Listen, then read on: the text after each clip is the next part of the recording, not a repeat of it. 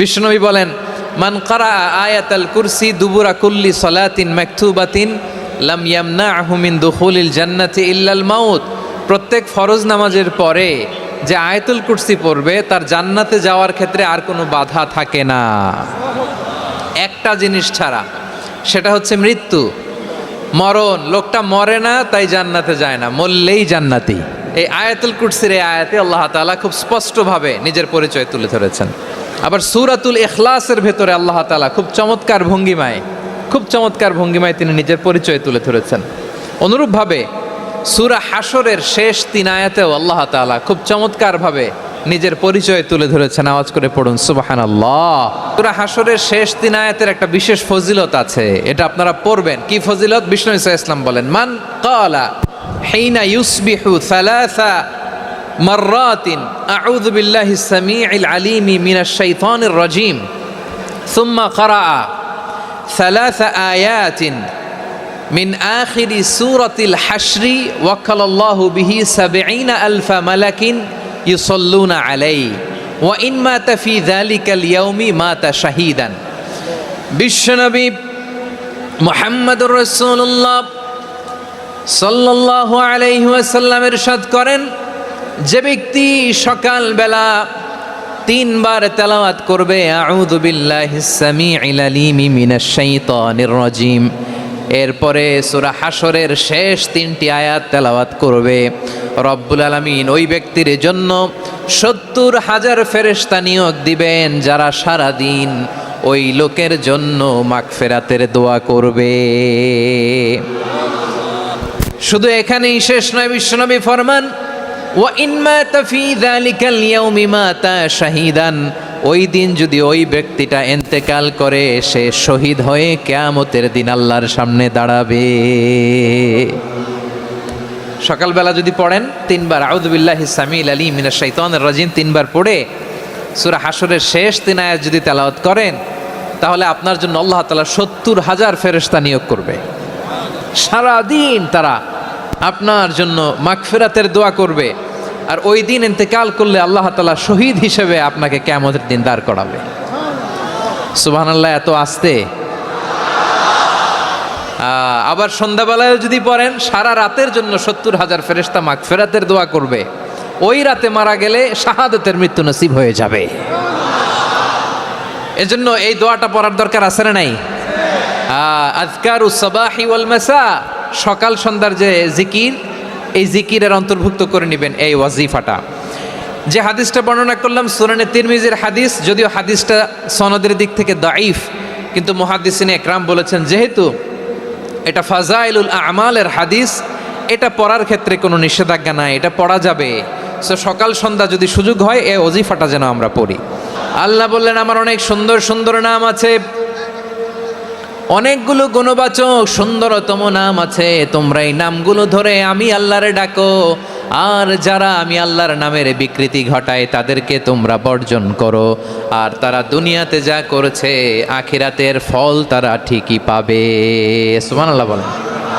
আল্লাহর অনেক সুন্দর সুন্দর নাম আছে, এগুলো ধরে ডাকতে বলা হয়েছে, আর যারা আল্লাহর নামের বিকৃতি করে তাদেরকে বর্জন করতে বলা হয়েছে। আপনি আল্লাহর নামের জিকির যখন করবেন, আপনি আমার আল্লাহর নামের বিকৃতি করতে পারবেন? বারোয়াখালীর ভাইয়েরা বুঝে থাকলে আওয়াজ দেন, আল্লাহর নামের বিকৃতি করা যাবে?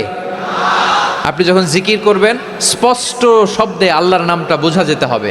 সুবহানাল্লাহ, ওয়ালহামদুলিল্লাহ, লা ইলাহা ইল্লাল্লাহ, আল্লাহু আকবার, একসাথে মিলিয়ে করেন অথবা আলাদা আলাদা করেন, অথবা শুধু আল্লাহ আল্লাহ এই নামের জিকিরও যদি করেন স্পষ্ট বোঝা যাইতে হবে। আল্লাহর নামের বিকৃতি করা যাবে, কিন্তু আল্লাহর নামের বিকৃতি করে জিকির এদেশে আছে না নাই? আছে। দেখবেন জিকিরের মধ্যে হুই হুই হুই হুই হুই এরকম করতেছে, আছে না নাই?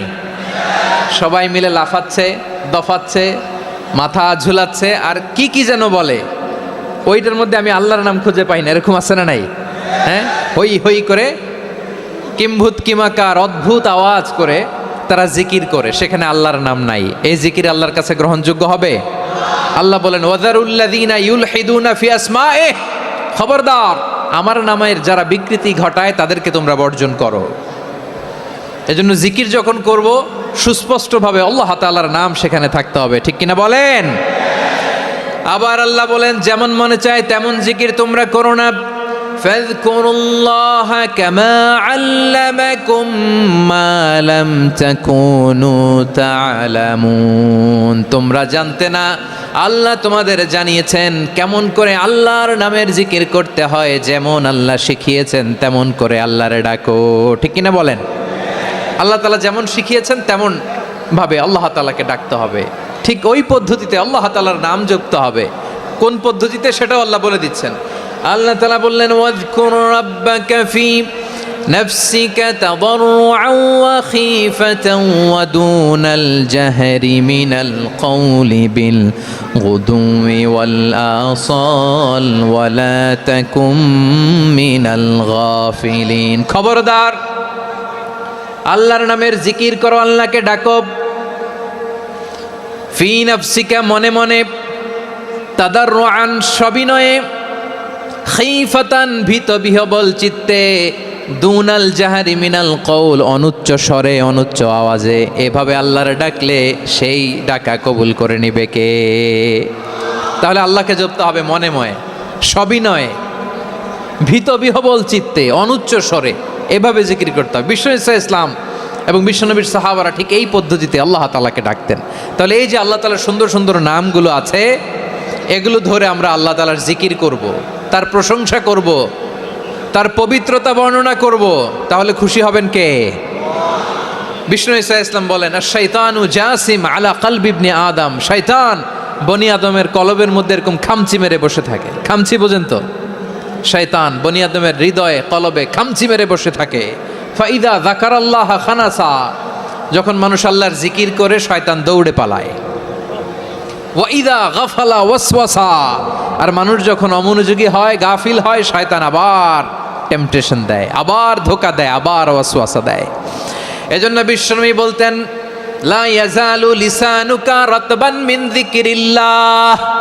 সব সময়, প্রতি মুহূর্তে, সর্বক্ষণে তোমার জিহ্বাটা আল্লাহর জিকির দিয়ে ভিজা রাখবা, আল্লাহর জিকির দিয়ে সিক্ত রাখবা, তাহলে কবুল করবে কে? সবাই পড়েন সুবহানাল্লাহ, আলহামদুলিল্লাহ, লা ইলাহা,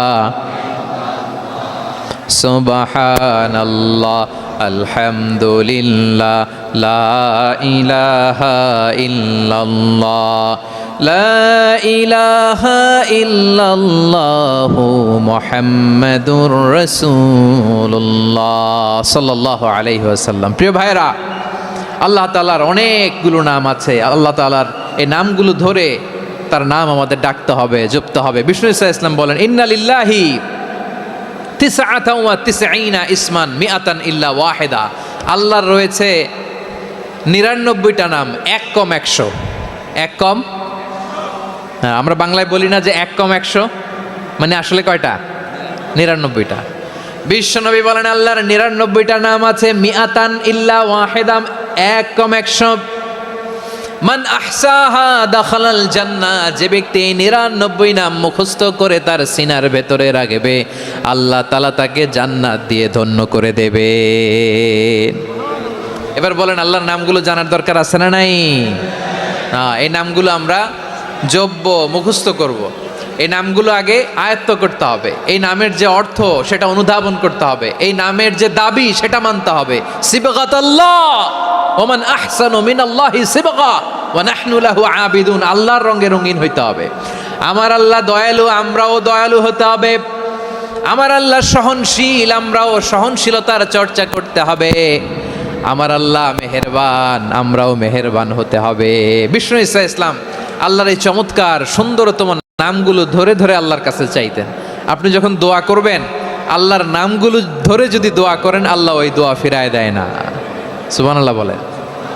আপনি যদি দোয়ার মধ্যে বলেন ইয়া রহমান, সবাই বলেন ইয়া রহমান, ইয়া রহিম, ইয়া হাইয়্যু, ইয়া কাইয়্যুম। আল্লাহর চমৎকার নামগুলো ধরে ধরে যদি আল্লাহর কাছে ফরিয়াদ করেন, আল্লাহর নামগুলো ডাকেন, মুহূর্তেই কবুল করবে কে? বিষ্ণু ঈসা ইসলাম এভাবে আল্লাহর নামগুলো ধরে ধরে জিকির করতেন, আল্লাহর নাম জপতেন। তিনি বলতেন, আস আলুকা বিকুল্লি ইসমিন হু আলাক, আল্লাহ তোমার যত নাম আছে সব নামের ওসিলায় তোমার কাছে ফরিয়াদ করি, সব নামের ওসিলায়। আনসালতাহু ফি কিতাবিক, যে নাম তুমি তোমার কিতাবে নাজিল করেছো। আও আল্লামতাহু আহাদাম মিন খালকিক, অথবা তোমার কোনো সৃষ্টিকে তোমার নাম তুমি জানিয়েছো। আও ইস্তাসারতা বিহি ফি ইলমিল গায়বি ইনদাক, অথবা গায়েবের জ্ঞানে তুমি তোমার নিজের জন্য ওই নামগুলো সংরক্ষিত রেখে দিয়েছো। সব নামের ওসিলায় তোমার কাছে চাই। সুবহানাল্লাহ পড়েন। তার মানে আল্লাহ তোমার যে নামগুলো আমরা জানি এগুলার ওসিলায়ও চাই, যে নামগুলো আমরা জানি না সেগুলোর ওসিলায়ও চাই। আল্লাহর সব নাম আল্লাহ আমাদেরকে জানায় নাই, কিছু নাম জানিয়েছেন, কিছু নাম তিনি জানান নাই। সুবহানাল্লাহ বলেন। আল্লাহ তাআলা তার কিছু নাম কোরআনে উল্লেখ করেছেন, কিছু নাম স্পেশাল কিছু নবীদেরকে জানিয়েছেন, আর কাউকে জানান নাই। কিছু নাম তিনি কিয়ামতের দিন আমাদের সামনে প্রকাশ করবেন যে এইটাও আমার একটা নাম, এটা তোমরা কেউ জানতা না। সুবহানাল্লাহ, সারপ্রাইজ হিসেবে আল্লাহ তাআলা রেখে দিয়েছে, কেউ জানে না। কিয়ামতের দিন আল্লাহ তাআলা সেই নামগুলো জানাবেন। আর কিছু নাম আছে সেই নামগুলো আল্লাহ কোরআনেও বলে নাই, কোনো নবীরেও জানায় নাই, কিয়ামতের দিনও সারপ্রাইজ হিসেবেও জানাবে না। ওই নামগুলো স্বয়ং খোদ আল্লাহ ছাড়া কেউ জানে না।